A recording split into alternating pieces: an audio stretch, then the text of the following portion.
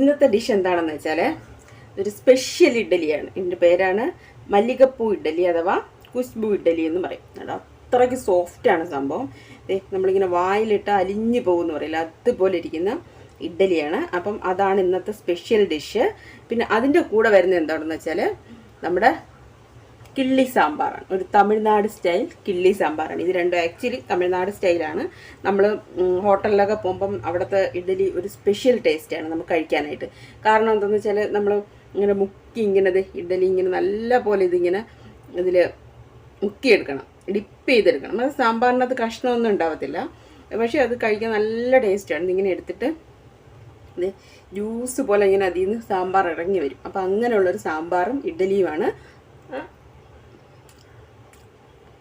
Super ടേസ്റ്റാണ്, വായിൽ വെച്ച് അലിഞ്ഞു പോകും. അത്രയ്ക്ക് ടേസ്റ്റ് ആയിട്ടുള്ള ഇഡ്ഡലിയും സാമ്പാറുമാണ്. അപ്പം നിങ്ങൾ എല്ലാവരും ഇതൊന്ന് ട്രൈ ചെയ്ത് നോക്കണം. നമ്മളെ മല്ലികപ്പൂ ഇഡ്ഡലി അഥവാ കുശ്ബു ഇഡ്ഡലിയും അതുപോലെ തന്നെ കിള്ളി സാമ്പാർ. അപ്പം എല്ലാവരും ഇതൊന്ന് ട്രൈ ചെയ്ത് നോക്കണം.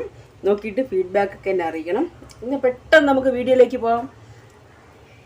മല്ലികപ്പൂ ഇഡ്ഡലി ചെയ്യുന്നതിന് നമുക്ക് വേണ്ടത് അരി, സാധാരണ ഇഡ്ഡലി ഇടുന്നതിൻ്റെ പോലെ അരിയും ഉഴുന്നും, അതുപോലെ തന്നെ പിന്നെ നമുക്ക് മല്ലികപ്പൂ ഇഡ്ഡലിക്ക് മെയിനായിട്ട് വേണ്ടത് നമ്മുടെ ചൗവരിയാണ്. അപ്പോൾ ചൗവരിയും കൂടെ ചേർത്തിട്ടാണ് ചെയ്യുന്നത്. അപ്പോൾ അതിനൊരു ക്വാണ്ടിറ്റി, ഒരു കണക്കുണ്ട്. അതിനനുസരിച്ചിട്ടില്ലെങ്കിൽ കറക്റ്റായിട്ട് ഇഡ്ഡലി റെഡിയായി വരത്തില്ല. അപ്പം നമുക്ക് നിങ്ങൾ സാധാരണ അരി ഉഴുന്നൊക്കെ എടുക്കുന്ന ഏത് കപ്പാണോ ആ കപ്പിന് എടുത്താൽ മതി. ഞാനിപ്പം സാധാരണ എടുക്കുന്ന ഒരു ഗ്ലാസ്സാണ്, ഈ ഗ്ലാസ്സിനാണ് ഞാൻ എടുക്കുന്നത്. ഈ ഗ്ലാസ്സിന് 3 കപ്പ് പച്ചരി, 3 ഗ്ലാസ് പച്ചരി, 1 ഗ്ലാസ് ഉഴുന്ന് നമ്മൾ 1 ഗ്ലാസ് എടുത്താൽ ആ എടുക്കുന്ന ഗ്ലാസിൻ്റെ അളവിന് തന്നെ പകുതി അളവിൽ ചൗവരി എടുക്കണം. ഇത്ര മാത്രമാണ് ഇതിന് വേണ്ടത്. നമ്മൾ സാധാരണ അരയ്ക്കുന്ന സമയത്ത് നമുക്ക് കുറച്ച് ഒരു 1/4 കപ്പ്, ഈ ഗ്ലാസ്സിന് തന്നെയാണ് ഇടേണ്ടത്, 1/4 കപ്പ് ചോറും കൂടി ഇട്ട് കൊടുക്കണം. അത്രയാണ് വേണ്ടത്. അപ്പം ഞാൻ സാധാരണ റേഷൻ കടയിൽ നിന്ന് കിട്ടുന്ന പച്ചരി തന്നെയാണ് എടുത്തിട്ടുള്ളത്, വേറെ ഒന്നുമില്ല. ഇതിന് പിന്നെ നമ്മൾ ചൗവരി ഉണ്ടല്ലോ, ചൗവരിയും കൂടി ഇതിനിടും. നല്ല വൈറ്റ് കളർ കിട്ടാനായിട്ടാണ് ചൗവരി ഇടുന്നത്. അപ്പം നമുക്ക് ചെയ്യുന്ന എങ്ങനെയെന്ന് നോക്കാം. ആദ്യം ഈ ഉഴുന്നും അരിയും അതുപോലെ തന്നെ ചൗവരിയും എല്ലാം നല്ലപോലെ വൃത്തിയായിട്ട് കഴുകിയെടുക്കണം. ഇതിലേക്ക് ഒരു പിഞ്ച്, ഒരു 7-10 ഉലുവയുടെ ഉലുവയും കൂടെ നമുക്ക് കഴുകി ഇതിലേക്ക് ഇട്ട് കൊടുക്കാം. ആദ്യമേ ഇട്ട് കൊടുത്ത് കഴുകിയാലും മതി. അരിയും അതുപോലെ തന്നെ നമ്മുടെ ചൗവരിയും കഴുകിയിട്ടുണ്ട്. അതിന് വെള്ളത്തിൻ്റെ അളവൊന്നുമില്ല, അത് നികന്ന് നിൽക്കത്തക്ക രീതിയിൽ വെള്ളം ഒഴിച്ചു കൊടുത്താൽ മതി. പിന്നെ ഒരുപാട് വെള്ളത്തിൽ നമ്മുടെ ചൗവരി കഴുകേണ്ട, ജസ്റ്റ് ഒന്ന് കഴുകി ഇട്ട് കൊടുത്താൽ മതി. ഇനി നമുക്ക് ഉഴുന്നിലേക്ക് നമ്മൾ വെള്ളം ഒഴിക്കുന്നതിനൊരു കണക്കുണ്ട്. ആ കണക്കിനനുസരിച്ച് മാത്രം ഉഴുന്നിൽ വെള്ളം ഒഴിച്ച് വെച്ചാൽ മതി.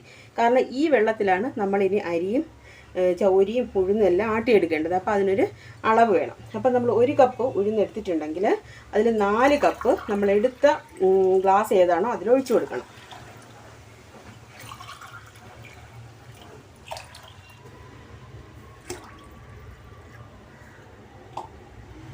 അപ്പം ഞാൻ 4 കപ്പ് വെള്ളം ഈ ഉഴുന്നിലേക്ക് ഒഴിച്ചിട്ടുണ്ട്. ഉഴുന്നൊക്കെ നല്ലപോലെ വൃത്തിയായിട്ട് കഴുകി വെച്ചേക്കാണ്. നമുക്കിനി 6 മുതൽ 8 മണിക്കൂർ വരെ ഇതിന് കുതിർക്കാൻ വയ്ക്കണം. ഒരു 6.5-7 മണിക്കൂർ ആയിട്ടുണ്ട്. ഇപ്പം നല്ല പോലെ കുതിർന്ന് വന്നിട്ടുണ്ട് നമ്മുടെ ഉഴുന്ന്, അതുപോലെ തന്നെ നമ്മുടെ ചൗവരിയും കണ്ടോ നല്ല പോലെ ക്ലിയറായിട്ട് കുതിർന്ന് വന്നിട്ടുണ്ട് ചൗവരിയൊക്കെ. ഇപ്പം നമുക്കൊരു കാര്യം ചെയ്യണം. ഇനി ഇതിലുള്ള വെള്ളം കളയണ്ട, ബാക്കി നമ്മുടെ ചൗവരിയിലുള്ള വെള്ളവും അതുപോലെ തന്നെ അരിയിലുള്ള വെള്ളവും മാറ്റിയതിന് ശേഷം നമുക്കിത് 2 മണിക്കൂർ ഫ്രിഡ്ജിൽ വെക്കണം. അതിന് ശേഷം നമുക്ക് അരച്ചെടുക്കാം. ഈ ഫ്രിഡ്ജിൽ വെക്കുന്നത് എന്തിനാണെന്ന് വെച്ചാൽ ജസ്റ്റ് ഒന്ന് തണുത്ത് വരാനായിട്ടാണ്. അപ്പം നമ്മൾ മിക്സിയിലിട്ട് അരയ്ക്കുന്ന സമയത്ത് അത് ചൂടാവത്തില്ല. അപ്പോൾ ചൂടാവാതിരിക്കുമ്പോഴേ നമുക്ക് നല്ലതുപോലെ മാവ് പുളിച്ച് കിട്ടത്തുള്ളൂ. അതിന് വേണ്ടിയിട്ടാണ് 2 മണിക്കൂർ ഫ്രിഡ്ജിൽ വെക്കുന്നത്. ഞാനിപ്പോൾ ഇതിനെ എല്ലാം ഫ്രിഡ്ജിൽ വെക്കുകയാണ് 2 മണിക്കൂർ. അത് കഴിഞ്ഞിട്ട് നമുക്ക് അരച്ചെടുക്കാം. ഫ്രിഡ്ജിൽ വെച്ചിട്ട് 2 മണിക്കൂർ കഴിഞ്ഞിട്ടുണ്ട്. ഇപ്പോഴേ നോക്ക് നല്ല പോലെ തണുത്ത് എല്ലാം കറക്റ്റായിട്ട് വന്നിട്ടുണ്ട്. നമ്മുടെ ഉഴുന്നും അതുപോലെ തന്നെ ചൗവരി ഉണ്ടോ കറക്റ്റായിട്ട് വന്നിട്ടുണ്ട്. അതുപോലെ തന്നെ അരി നല്ല തണുത്തിരിക്കുകയാണ്. അപ്പം നമുക്കിനി ഓരോന്നായിട്ട് അരച്ചെടുക്കാം. ഞാൻ ഫസ്റ്റ് ഉഴുന്നെല്ലാം ഇതിലേക്ക് ഇട്ട് കൊടുത്തിട്ട് നമുക്ക് അരച്ചെടുക്കാം. ഇതിലേക്ക് ആവശ്യത്തിന് കുറേശ്ശായിട്ട് വെള്ളവും കൂടി നമുക്ക് ഒഴിച്ചു കൊടുത്ത് ഫുള്ള് ഉഴുന്ന് അരച്ചെടുത്തിട്ട് വരാം. ഉഴുന്ന് ഞാൻ അരച്ചെടുത്തിട്ടുണ്ട്. വെള്ളം കുറച്ച് അരച്ചെടുക്കണം. തിക്കായിട്ട് ഞാൻ ഉഴുന്ന് അരച്ചെടുത്തിട്ടുണ്ട്. അധികം വെള്ളം കൂടി പോകാതെ ഉഴുന്ന് അരച്ചെടുക്കണം. ഉഴുന്നല്ല നല്ല വെള്ളം കൂടിപ്പോയി കഴിഞ്ഞാൽ ഇഡ്ഡലി കറക്റ്റായിട്ട് വരത്തില്ല. ഇനി മിക്സിയിലേക്ക് തന്നെ നമുക്ക് 2 പ്രാവശ്യമായിട്ട് ഇപ്പം അരി കുറച്ച് കൂടുതലുണ്ട്, അതുകൊണ്ട് 1 സ്പൂൺ 1 സ്പൂൺ ചൗവരി ഇട്ടിട്ടുണ്ട്. അതിൻ്റെ കൂടെ ബാക്കി നമുക്ക് അരിയും കൂടി ഇട്ട് കൊടുത്ത് തരി തരിയായിട്ട് നമ്മൾ അരച്ചെടുക്കണം. ഇനി ഇതിലേക്ക് നമുക്ക് നേരത്തെ എടുത്ത അളവിന് എടുത്ത അതേ പാത്രത്തിൽ തന്നെയാണ് ഒരു അര കപ്പ് ചോറെടുത്ത് 2 പ്രാവശ്യം അരയ്ക്കുന്നുണ്ട്. 2 പ്രാവശ്യമായിട്ട് നമുക്ക് മിക്സ് ചെയ്ത് അരച്ചെടുക്കാം. ചോറെടുക്കുക വെള്ള അരിയുടെ ചോറ് തന്നെ ഇടണം. നമ്മൾ ചെമ്പാവരിയുടെ ചോറുണ്ടല്ലോ അതിടരുത്, അല്ലെങ്കിൽ ഇഡ്ഡലിക്ക് ഒരു ലൈറ്റ് റോസ് കളർ ഉണ്ടാവും. അപ്പോൾ ഈ അരി തന്നെ ഇട്ട് കൊടുക്കണം. അപ്പോൾ ഞാൻ ഇതിനകത്തേക്ക് ഇട്ടിട്ടുണ്ട് വെള്ള അരിയുടെ ചോറ്. അപ്പോൾ നമുക്കിനി ഇത് അരച്ചെടുക്കാം. ഇതിന് നമ്മൾ നേരത്തെ എടുത്ത് വെച്ചിട്ടുള്ള വെള്ളമുണ്ട്, ആ വെള്ളം മാക്സിമം ആ വെള്ളം ഒഴിച്ചു കൊടുക്കുക. അതിന് ശേഷം വരുന്ന വെള്ളം വേണമെങ്കിൽ നമുക്ക് പച്ചവെള്ളം ചേർത്ത് കൊടുക്കാം. അപ്പം ഇത് അരി ചേർക്കുമ്പോൾ വെള്ളം കുറച്ച് മാത്രം ചേർത്ത് അരച്ചെടുത്താൽ മതി. ഒരു തരിപ്പ് ഇതിന് അരിക്ക് വേണം, അരി അരച്ചെടുക്കുമ്പോൾ. അപ്പം ഞാൻ അരച്ചെടുത്തിട്ട് വരാം. അരി അരച്ചുകൊണ്ട് വന്നിട്ടുണ്ട്. അതും കൂടി ഇതിലേക്ക് ഒഴിച്ചു കൊടുക്കുകയാണ്. ഇനി ബാക്കി അരിയും കൂടി ഞാൻ ഇതുപോലെ അരച്ചെടുക്കട്ടെ. ഇനി ഞാൻ ഫുള്ള് മാവ് ഇതിനകത്ത് ഒഴിച്ചിട്ടുണ്ട്. ഇനിയാണ് മെയിനായിട്ടുള്ള കാര്യം. ഇത് നമുക്ക് ഒരു 5 മിനിറ്റെങ്കിലും കൈ കൊണ്ട് നല്ല പോലെ മിക്സ് ചെയ്തെടുക്കണം. കാരണം നമ്മുടെ കൈ കൊണ്ട് മിക്സ് ചെയ്താൽ മാത്രമേ മാവ് നല്ല പോലെ പൊങ്ങി വരത്തുള്ളൂ. അപ്പം ഞാനിപ്പോൾ ഇത് നല്ല പോലെ മിക്സ് ചെയ്തെടുത്തിട്ടുണ്ട്. ഒരു 5 മിനിറ്റ് കണ്ടിന്യൂസ് ആയിട്ട് കൈ കൊണ്ട് മിക്സ് ചെയ്തെടുത്തതാണ്. അപ്പോൾ ഇപ്പോൾ മഴ തുടങ്ങിയിട്ടുണ്ട്. എത്രത്തോളം കേൾക്കാൻ പറ്റുമെന്ന് എനിക്കറിയത്തില്ല. അപ്പോൾ ഇനി നമുക്ക് എന്ത് ചെയ്യണമെന്ന് വെച്ചാൽ ഇതിൽ ഇഡ്ഡലിക്ക് എത്രത്തോളം മാവ് വേണമെന്ന് നമ്മൾ നോക്കിയിട്ട് ആ മാവ് കുറച്ച് ഇതിലേക്ക് ഒഴിക്കണം. ഞാനിപ്പോൾ പകുതി മാവ് ഇഡ്ഡലി ഉണ്ടാക്കാനായിട്ട് മാറ്റിയാണ്. പകുതി മാവ് നമ്മൾ എത്രത്തോളം വേണമെന്ന് വെച്ചാൽ അത്രത്തോളം മാവ് ഇഡ്ഡലിക്ക് വേണ്ടിയിട്ട് മാറ്റി വെച്ചിട്ട് ആ മാവിലേക്ക് നമുക്ക് ഉപ്പിട്ട് കൊടുക്കണം. ആ മാവിന് ആവശ്യമായിട്ടുള്ള ഉപ്പ് നമ്മളിതിലേക്ക് ഇട്ട് വെച്ചിട്ട് നല്ലപോലെ മിക്സ് ചെയ്ത് വെക്കണം. ഇനിയിപ്പോൾ മൊത്തം മാവിൽ വേണമെങ്കിൽ നമുക്ക് ഉപ്പിട്ട് വയ്ക്കാം, അല്ല ഈ ഇഡ്ഡലിയുടെ മാവിൽ വേണമെങ്കിൽ മാത്രമായിട്ട് വേണമെങ്കിൽ നമുക്ക് ഉപ്പിട്ട് വയ്ക്കാം. അപ്പോൾ ഞാനിപ്പം പകുതി എടുത്തിട്ടാണ് അതിൽ ഉപ്പിട്ട് വയ്ക്കുന്നത്.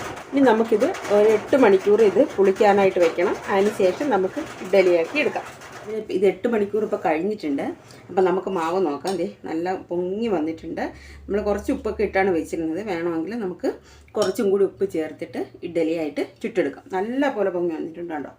നല്ല ഇഡ്ഡലിയുടെ കൺസിസ്റ്റൻസി ആയിട്ട് തന്നെ കറക്റ്റായിട്ട് വന്നിട്ടുണ്ട്. അപ്പോൾ ഓരോ തട്ട് വെച്ചിട്ട് മാവ് ഒഴിച്ചെടുക്കാം. അപ്പം ഞാനിപ്പോൾ ഇതിനകത്ത് ഒന്നുകിൽ നിങ്ങൾക്ക് ബട്ടർ തേച്ച് വയ്ക്കാം, അല്ലെങ്കിൽ വെളിച്ചെണ്ണ തേക്കാം. ഞാനിപ്പോൾ ഇതിൽ വെളിച്ചെണ്ണയാണ് ഈ തട്ടിനകത്ത് തേച്ച് കൊടുക്കുന്നത്. നമ്മൾ ഈ തട്ട് നല്ല ഉണങ്ങിയ തട്ടായിരിക്കണം. അതിനകത്ത് വെള്ളമൊന്നും ഉണ്ടാവാൻ പാടില്ല. ഞാൻ കുറച്ച് എണ്ണ ഇങ്ങനെ ഒഴിച്ച് കൊടുക്കാൻ ചെയ്യുന്നത്. ജസ്റ്റ് എന്നിട്ട് കൈ കൊണ്ടൊന്ന് തൂത്ത് കൊടുത്താൽ മതി, അല്ലെങ്കിൽ എണ്ണ തേക്കുന്ന ഇതുണ്ടെങ്കിൽ അതുകൊണ്ട് തേച്ച് കൊടുത്താൽ മതി. നല്ല പോലെ ഒന്ന് തേച്ച് പിടിപ്പിച്ചെടുക്കണം. കാരണം ഇതിനകത്ത് നല്ല പോലെ നമുക്ക് ഇഡ്ഡലി വിട്ട് വരാൻ വേണ്ടിയിട്ടാണ്. ഇതിന് 3/4 ഭാഗം മാത്രമേ മാവ് നമുക്ക് ഒഴിച്ചു കൊടുക്കാവുള്ളൂ കേട്ടോ. ഇത്ര ഒഴിച്ച് കൊടുത്താൽ മതി. അപ്പോൾ ഇഡ്ഡലി പൊങ്ങി വരും. അല്ലെങ്കിൽ ഇഡ്ഡലി ഇങ്ങനെ കറക്റ്റായിട്ട് അത് പൊങ്ങി വന്നിട്ട് മുകൾ ഭാഗം കൊണ്ട് പൊട്ടിപ്പോകും. ഇതുപോലെ ഞാൻ എല്ലാ ഇഡ്ഡലിയും ചെയ്തെടുക്കട്ടെ. മാവ് ഒഴിക്കൂലേ ആ സമയത്ത് തന്നെ നമ്മൾ വെള്ളം ചൂടാക്കാൻ വെക്കണം.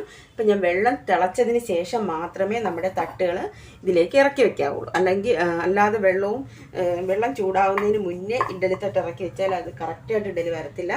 അപ്പം ഞാൻ ഇപ്പോൾ ഓരോ തട്ടായിട്ട് ഇതിലേക്ക് ഇറക്കി വെക്കുകയാണ്. നമ്മുടെ 3 തട്ട് ഇതിലേക്ക് വെച്ചിട്ടുണ്ട്. ഇനി ഒരു 10 മിനിറ്റ് നേരം നമ്മുടെ ഇഡ്ഡലി ആദ്യം തീ കൂട്ടി വെച്ചെന്ന് വേവിക്കുക. അതിനുശേഷം തീ കുറച്ചതിന് ശേഷം ഒരു 10 മിനിറ്റ്, ഒരു 7 മിനിറ്റ് ആകുമ്പോൾ നമ്മൾ തുറന്ന് നോക്കിയാൽ മതി. അപ്പോൾ നമ്മുടെ ഇഡ്ഡലി കറക്റ്റായിട്ട് വെന്ത് വരും. അപ്പോൾ അതവിടെ ഇരുന്ന് വേവട്ടെ. ഇനി ഇത് വേവുന്ന സമയത്ത് നമുക്ക് ഇതിലേക്ക് വേണ്ടിയിട്ടുള്ള ഒരു സിമ്പിൾ സാമ്പാർ തയ്യാറാക്കാം. ഓക്കെ, നമുക്കൊരു വെറൈറ്റി സാമ്പാറാണ് ചെയ്യാൻ പോണത്. ഇഡ്ഡലിക്കൊക്കെ മല്ലികപ്പൂ ഇഡ്ഡലിക്കൊക്കെ ടേസ്റ്റി ആയിട്ടുള്ള ഒരു സാമ്പാറാണ് കിള്ളിപ്പോട്ട സാമ്പാർ. ഒരു തമിഴ്നാട് സ്റ്റൈലാണ്, കഷ്ണങ്ങളൊന്നും ഇല്ലാത്ത ഈസി സാമ്പാറാണ്. അപ്പം നമുക്കിത് ചെയ്യുന്നത് എങ്ങനെയെന്ന് നോക്കാം. ഞാനിപ്പോൾ വെളിച്ചെണ്ണ ആണ് ഒഴിച്ചേക്കുന്നത്. നല്ലെണ്ണ ഇഷ്ടമാണെന്നുണ്ടെങ്കിൽ നല്ലെണ്ണ ചേർക്കാം. അപ്പം നല്ലെണ്ണ എനിക്ക് ഇവിടെ അധികം എൻ്റെ ടേസ്റ്റ് ഇഷ്ടമല്ലാത്തതുകൊണ്ട് ഞാൻ വെളിച്ചെണ്ണയാണ് ഉപയോഗിച്ചേക്കുന്നത്. അത് ചൂടായിട്ടുണ്ട്. അതിലേക്ക് കുറച്ച് കടുക് ഇട്ട് കൊടുക്കാം. അതുപോലെ തന്നെ കുറച്ച് ഉഴുന്ന പരിപ്പ്, ഒരു പിഞ്ച് ജീരകം മതി, അതുകൂടെ ഇട്ട് കൊടുക്കാം. ഇനി നമുക്കിതിലേക്ക് വറ്റൽമുളകാണ് ചേർത്ത് കൊടുക്കേണ്ടത്. ഇത് വറ്റൽമുളക് ഇങ്ങനെ പീസായിട്ട് കട്ട് ചെയ്താണ് ഇട്ടേക്കേണ്ടത്. ഇതാണ് എരിക്ക് വേണ്ടിയിട്ട് ഇതിൽ മെയിനായിട്ട് ഉപയോഗിക്കുന്നത്. അപ്പോൾ വറ്റൽമുളക് ഞാനൊരു 7 വറ്റൽമുളക് എടുത്തിട്ടുണ്ട്. നിങ്ങൾക്ക് എരിക്കനുസരിച്ച് വറ്റൽമുളകിൻ്റെ എണ്ണം കൂട്ടാം. അപ്പം ഞാനത് ഇതിലേക്ക് ഇട്ട് കൊടുക്കുകയാണ്. നല്ല പോലെ കളർ ചേഞ്ചായി വരണം. ഇനി ഇതിലേക്ക് നമുക്കൊരു 2, 3, 4, 5 വെളുത്തുള്ളി ഇട്ട് കൊടുക്കാം. ഇനി നമുക്ക് ചെറിയ ഉള്ളി കട്ട് ചെയ്ത് വെച്ച് കൊടുക്കണം. ചെറിയ ഉള്ളി തന്നെയാണ് ഇതിൽ ചേർക്കേണ്ടത്. അപ്പം ചെറിയ ഉള്ളി ഇല്ലെങ്കിൽ സവാള ചേർക്കാം, പക്ഷേ അതിൽ ടേസ്റ്റിൽ വ്യത്യാസം വരും. ഇതൊരു 15 ചെറിയ ഉള്ളിയുണ്ട്. ഞാൻ 2ആയിട്ട് കട്ട് ചെയ്താണ് അതിലേക്ക് ഇട്ട് കൊടുക്കുകയാണ്. നമുക്ക് കുറച്ച് കറിവേപ്പിലയും കൂടി ഇതിലേക്ക് ഇട്ട് കൊടുക്കാം. ചെറിയ ഉള്ളി വാടാനായിട്ട് നമുക്ക് കുറച്ച് ഉപ്പ് ഇതിലേക്ക് ഇട്ട് കൊടുക്കാം. ചെറിയ ഉള്ളി അധികം വാടണ്ട, ജസ്റ്റ് അതിൻ്റെ ഒരു പച്ചമണമൊക്കെ ഇല്ലേ അതൊന്ന് മാറിയാൽ മതി. ഉള്ളി ഒരുവിധം വാടിയിട്ടുണ്ട്. ഇനി നമുക്കിതിലേക്ക് എടുത്ത് വെച്ചിട്ടുള്ള ഒരു വലിയ തക്കാളി ആണെങ്കിൽ 1 മതി. ചെറിയ തക്കാളിയാണെങ്കിൽ ഞാൻ 2 തക്കാളി എടുത്തിട്ടുണ്ട്, അതും കൂടി ഇതിലേക്ക് ഇട്ട് കൊടുക്കാം. തക്കാളി നല്ല പോലെ ഒന്ന് കുഴഞ്ഞ് വരണം, വെന്തൊന്ന് കുഴഞ്ഞ് വരണം, അതുവരെ നമുക്കൊന്ന് വെയിറ്റ് ചെയ്യാം. തക്കാളി നല്ല പോലെ വാടി വന്നിട്ടുണ്ട്. അപ്പോൾ ഇതിലേക്ക് നമുക്ക് കുറച്ച് മഞ്ഞൾപ്പൊടി ചേർത്ത് കൊടുക്കാം, കുറച്ച് കായപ്പൊടിയും കൂടി ചേർത്ത് കൊടുക്കാം. ഞാനൊരു 1/4 ടീസ്പൂൺ മഞ്ഞൾപ്പൊടി, പിന്നെ ആവശ്യത്തിന് ഒരു സ്പൂണോളം 1/4 സ്പൂണോളം കായപ്പൊടിയും ചേർത്തിട്ടുണ്ട്. ഇനി ഇത് നമ്മുടെ സാധാരണ തോരൻ പരിപ്പാണ്. അത് ഞാൻ ഒരു പച്ചമുളകും 2 വെളുത്തുള്ളിയും കൂടി ഇട്ട് നല്ല പോലെ വേവിച്ച് നല്ല പോലെ ഉടച്ചെടുത്തതാണ്. നല്ല വെന്ത് ഉടഞ്ഞ് വരണം തോരൻ പരിപ്പ്. അപ്പം അത് നമുക്ക് ഇതിലേക്ക് ഒഴിച്ചു കൊടുക്കാം. വെള്ളവും കൂടി ചേർത്ത് കൊടുക്കാം.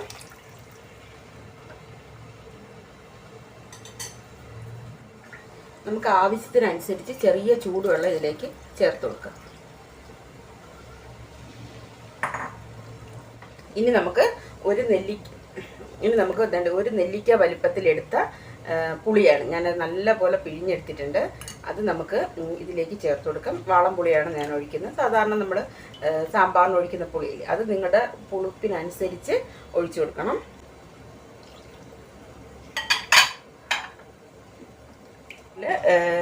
വെള്ളം ചേർക്കുന്നത് നിങ്ങൾക്ക് ചിലർക്ക് കുറുകിയിരിക്കുന്ന സാമ്പാർ വേണം, ചിലർ നല്ല വെള്ളം പോലെ ഇരിക്കുന്ന സാമ്പാർ വേണം. അപ്പോൾ ഈ നമ്മുടെ ഇഡ്ഡലിക്ക് കഴിക്കാനായതുകൊണ്ട് നല്ല വെള്ളം പോലത്തെ സാമ്പാറാണ് ചെയ്യേണ്ടത്. അപ്പം നമുക്ക് കുറച്ചും കൂടി വെള്ളം ഇതിലേക്ക് ആഡ് ചെയ്ത് കൊടുക്കാം. ഞാൻ 1 കപ്പ് പിന്നെ തോരൻ പരിപ്പാണ് എടുത്തിട്ടുള്ളത്. അതിൽ കുറച്ച് ഉപ്പും മഞ്ഞൾപ്പൊടിയും 2 പച്ചമുളകും 2 അല്ലി വെളുത്തുള്ളിയും കൂടി ഇട്ട് വേവിച്ചെടുത്തതാണ്. ഇനി നമുക്കിതിലേക്ക് ഉപ്പ് നോക്കാം. ഉപ്പ് വേണമെന്നുണ്ടെങ്കിൽ ആവശ്യത്തിന് ഉപ്പ് ചേർത്ത് കൊടുത്ത് നല്ലപോലെ തിളപ്പിച്ചെടുക്കാം. സാമ്പാർ നല്ല പോലെ തിളച്ചിട്ടുണ്ട്. അധികം പറ്റിയൊന്നും വേണ്ട. നമ്മൾ ആക്ച്വലി ഡാലൊക്കെ സെപ്പറേറ്റ് വേവിച്ച് ഇതിൽ ചേർക്കുന്നതാണല്ലോ. സാമ്പാർ റെഡി ആയിട്ടുണ്ട്.